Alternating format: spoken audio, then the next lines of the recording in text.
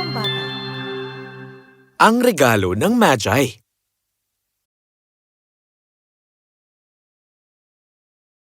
Noong unang panahon, sa isang maliit na bayan sa England, may nabuhay na magkasintahan, si James at Della. Nalabis ang pag-ibig sa isa't isa. Nang matapos sa kolehiyo, nakakuha si James ng trabaho bilang taga-makinilya sa isang kumpanya ng dyaryo. Sa kanyang sweldo na £50 kada buwan, napakasaya ni James at nagpasya siyang alukin ng kasal si Della.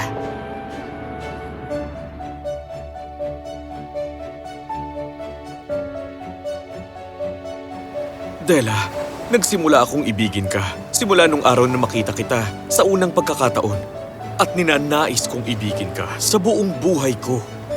Della, gusto kong tumandang kasama ka. Gusto mo bang pakasalan ako? Naku, James! Gusto ko ring tumandang kasama ka. Oo, gusto rin kitang pakasalan.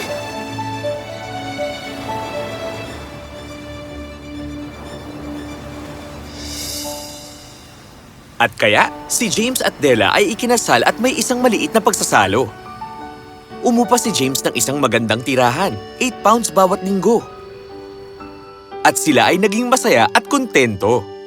Sa kanilang pagsasama, ang pag-ibig nila sa isa't isa ay lalo pang umigting. Masaya ang pagsasama nila. Nang biglang isang araw, nang mangyari ang resesyon, at lumiit ang sweldo ni James sa £40.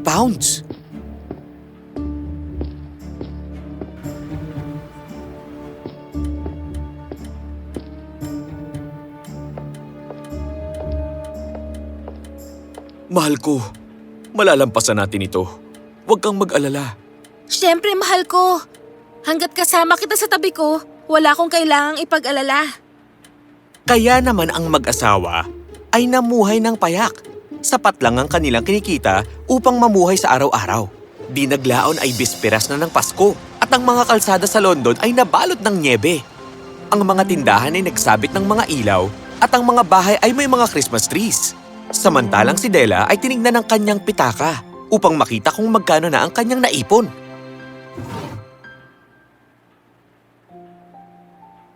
£1.85, 86, 87 pence. Yun lang? Oh, at magpapasko na bukas. Anong gagawin ko? Hindi ito sapat. Ngayon, may pag-aari ang mag-asawa at pinagmamalaki nilang mayroon sila nito. Una, ang gintong relo ni James na ipinamana sa kanya ng kanyang ama, na ipinamana sa ama niya ng lolo niya mula sa tatay ng lolo niya. Pangalawa ay ang buhok ni Della. Ang napakagandang buhok ni Della ay umabot sa ilalim ng kanyang tuhod at nagmukha itong parang isang damit na suot niya. Kailangan mong gawin ang kailangan mong gawin.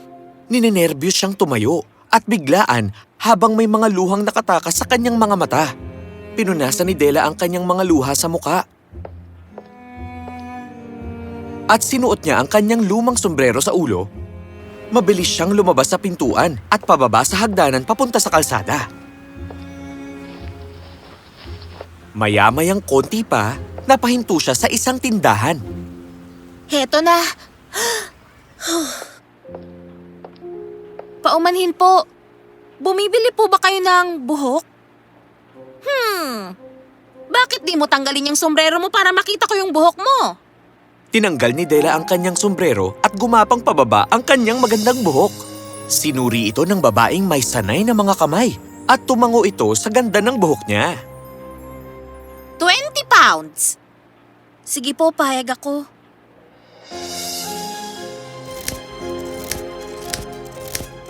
Sa mga sumunod na oras, nakalabas na si Della at naglakad sa mga kalsada ng London, naghahanap ng pinakamagandang regalo para kay James. Sa wakas ay nakita niya ito.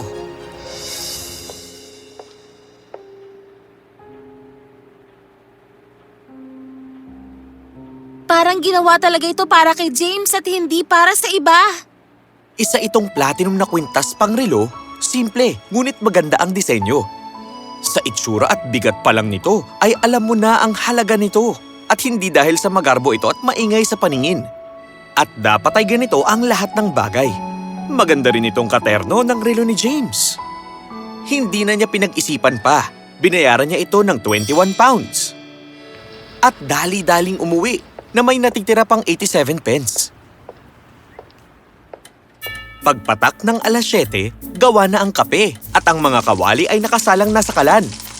Mainit at handang magluto na ng pagkain. Kinulot ni Della ang kanyang buhok ng mahigpit na mahigpit at nagmukha siyang isang binata sa pagkakaayos niya. Ito ang inisip niya sa kanyang sarili. Pag hindi nagalit si James bago niya ako tingnan ng pangalawang beses, sasabihin niyang mukha akong isang lalaki. Pero anong magagawa ko? Anong magagawa ko sa 87 pence na ito? Bigla na lang, narinig niya ang mga yabag ng paa ni James at namutla siya ng ilang sandali. Oh, Diyos ko! Sana'y maganda pa rin ang tingin niya sa akin. Pakiusap! Bumukas ang pinto at pumasok na si James. Mukha siyang payat at napakaseryoso. Nang makita niya si Della, napatigil lang siya. Ang mga mata niya ay nakatuon lang kay Della at may gustong sabihin ito na hindi mabasa ni Della at ikinatakot niya ito. Sabay namang tayo ni Della mula sa sopa at nilapitan si James. James, mahal! Huwag mo akong tingnan ng ganyan. Pinaputol ko ang buhok ko at ibinenta dahil hindi ko kayang dumaan ng Pasko nang hindi ka binibigyan ng regalo. Tutubo rin naman ito, alam mo yan. Napakabilis tumubo ng buhok ko, di ba? Pero hindi sumagot si James. Batiin mo ako ng Merry Christmas, James, at magsaya tayo. Hindi mo alam kung gaano kaganda ang regalong kinuha ko para sa'yo. Pinaputol mo ang buhok mo. Oo, pinagupit ko at binenta ko. Ayos lang naman kung maiksi o mahaba to, di ba? Ako pa rin ito kahit walang buhok, hindi ba? Tiningnan lang siya ni James nang walang reaksyon. Huwag mo sanang masamain, Del. Sa tingin ko ay walang kahit anong gupit o ahit o shampoo na makakapagpabago ng pagtingin ko. Ngunit pag binuksan mo ang regalo ko, makikita mo kung bakit labis ang gulat ko sa nakita ko. Pinunit ni Della ang pagkabalot at nang buksan niya ang kahon, siya ay napasigaw sa tuwa. Oh, wow! Pero napawi agad ang kanyang tuwa dahil ang regalo ay isang set ng suklay para sa gilid at likod na matagal nang inaasam ni Della mula sa isang bintana sa Broadway. Magagandang mga suklay, purong tortoise shell at may mga bato pa. Mahal ang mga ito at ang puso niya ay matagal nang ginustong magkaroon ng ganito kahit alam niyang malayo siyang makabili nito. At ngayon, pag-aari na niya ito. Ngunit ang buhok na dapat daanan ng mga suklay na ito ay wala na.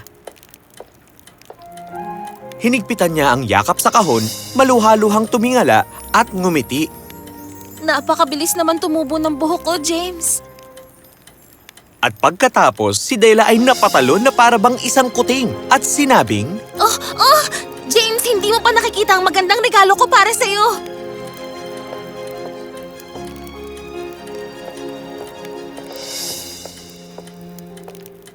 masaya niyang inabot ito sa kanya gamit ang nakabukas niyang palad.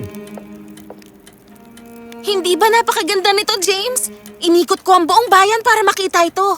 Mas madalas ka nang mapapatingin sa relo mo sa isang buong araw. Patingin ang relo mo. Tingnan natin kung bagay ito. Sa halip na sumunod, napaupo si James sa sopa. Nilagay ang mga kamay sa kanyang batok at ngumiti. Del, itabi muna natin ang mga regalo natin. At itago muna ang mga ito. Masyado silang maganda upang gamitin sa ngayon. Anong ibig mong sabihin? Binenta ko yung relo para ipambili ng iyong mga suklay. Nagkaroon ng katahimikan sa kwarto hanggang magsalita muli si James. At ngayon siguro pwede nang lutuin yung chops? Tumakbo si Della sa kanya at yumakap ng mahigpit. Niyakap din siya ni James. Oh, love na love kita talaga, James. I love you, be. Ang mga magi, maaring alam nyo na, ay matatalinong tao, mahusay at matatalinong tao na nagdala ng regalo para sa sanggol na si Jesus. Sila ang nagsimula ng pagbibigay ng regalo tuwing Pasko. Sila'y matalino. Ang kanilang mga regalo rin ay may layunin. Pero, ang isang naging istorya ng dalawang mag-asawa sa isang apartment sa London na pareho namang isinakripisyo para sa isa't isa. Ang pinakamagandang yaman ng kanilang bahay, ang pinakamatalino sa lahat. Sila ang mga Magi.